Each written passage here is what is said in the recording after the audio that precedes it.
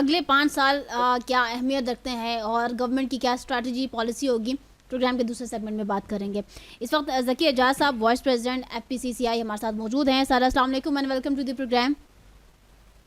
वालेकुम अस्सलाम।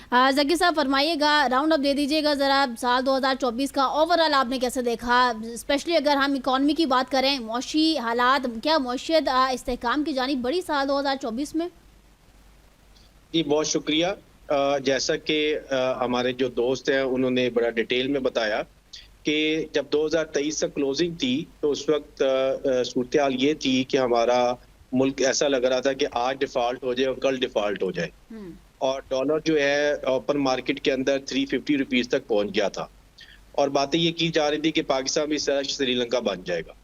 लेकिन मैं इस यहाँ पर दो लोगों को सराज तहसीन पेश करूंगा। सबसे पहले मैं सैयद आसिम मुनीर साहब, जो आर्मी चीफ है हमारे। नंबर 2, उस वक्त के जो कॉमर्स मिनिस्टर थे केयर टेकर, गौहर एजाज साहब का, जिन्होंने ये जो अफगान स्मगलिंग में जो काम हो रहा था और डॉलर यहाँ से ड्रेन हो रहा था, उसको उन्होंने रोका, और उसकी वजह से आज आप देखें कि डॉलर जो है ना मुस्तहकम है 278 रुपीज़ के ऊपर। तो मैं समझता हूँ कि ये एक सबसे बड़ा जो चीज़ हुई, जो स्टेप हुआ, वो ये हुआ। उसके बाद फिर हमने फेडरेशन ने जो IPPs का इशू था, बिजली की प्राइसेस का, उसको टेकअप किया।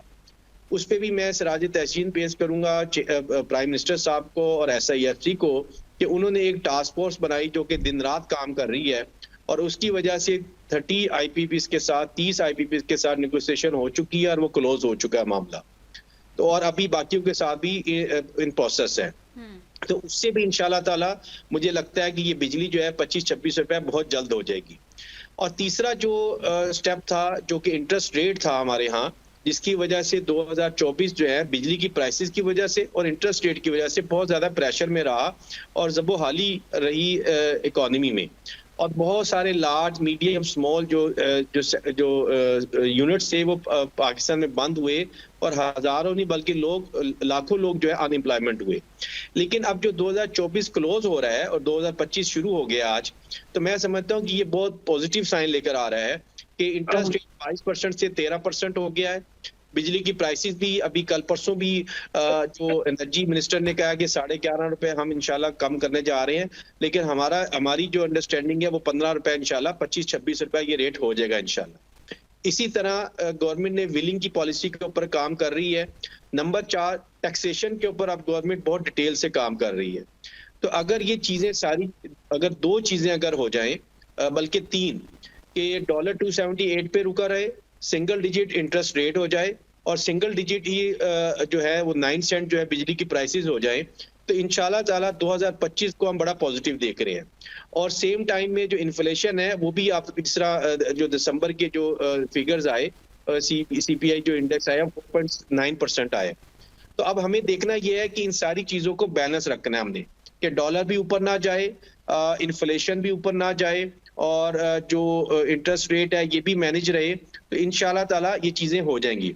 और इसी के लिए federation Pakistan chamber of commerce ने चार्टर ऑफ इकोनॉमी पे काम शुरू कर दिया है कि कोई भी गवर्नमेंट आए या कोई भी गवर्नमेंट जाए, तो हम उनको ये कह रहे हैं कि 5 साल, 10 साल, 20 साल पॉलिसी हमारे साथ स्टेक होल्डर के साथ बैठकर बनाई जाए, और उस पॉलिसी को पार्लियामेंट से और असेंबली से वो पास हो, और जो गवर्नमेंट है और SIFC जो है उसको उस सिलसिले को करने के लिए हमें फैसिलिटेट करे और सपोर्ट करे।